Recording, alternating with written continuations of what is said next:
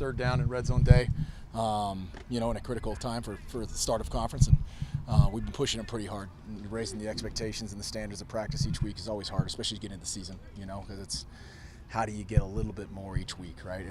How do you get a little more of a squeeze out of guys? And to do that, obviously the motivation to do that's got to be intrinsic for the most part, because the other piece is really a short fuse. So finding little things that you can get guys really dialed into the further you get into a season, I think, is part of the art of coaching. You have more time to prepare for this game versus the last one. Does that help, versus the 5-day sort of turnaround to Texas State?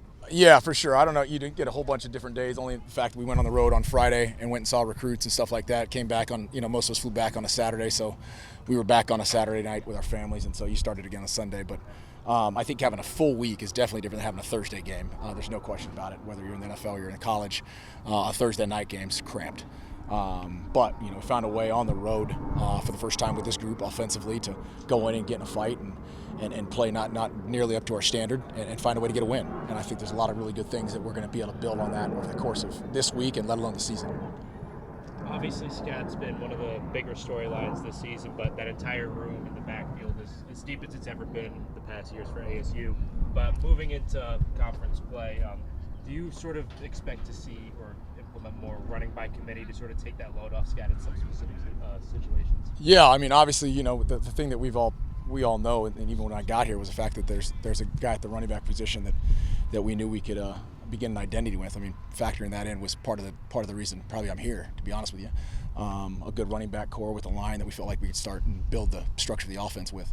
So seeing Scat being able to do what he's been doing has been really good, and seeing the running backs in general and the run game start to get off to the start it's out is really positive. I think anytime we can have a committee of guys, whether here at any place, and I think we've done that in the past places I've been at, whether it's Oklahoma State or Oregon's, multiple guys that can be able to take that load and manage the course of a season when we play the type of ball we play is going to be impactful. And so, yeah, I think at the end of the day, if we get those guys to be able to have the shared carries and continue the positive process with our run play action game, that'd be fantastic and keep those guys fresh throughout a long season. And in what ways do you sort of see that open up the field for guys like Sam and also that receiver room? How do you think that opens up the offense as a whole? Yeah, I think that's part of that process is the fact that if you're going to allow us to have a too high safety shell or give us a box that's an advantage run for us, I think what we had to do and what we've proven so far, in my opinion, is we can run the ball.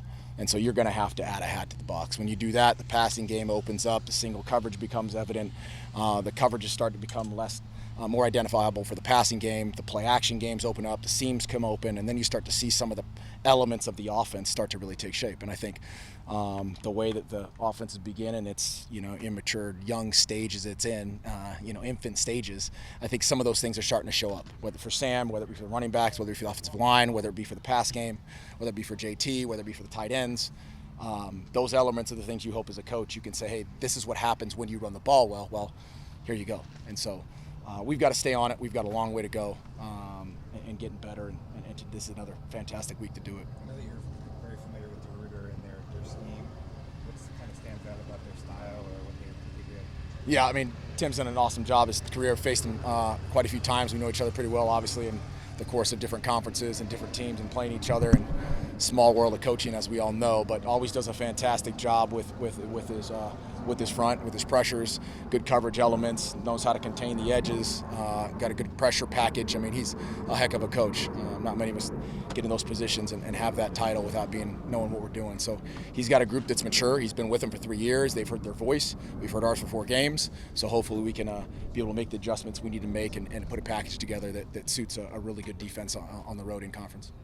Coach Levitt had his first road start last week. Going back to Texas again this week, how more comfortable do you think Sam feels going on the road for a second start?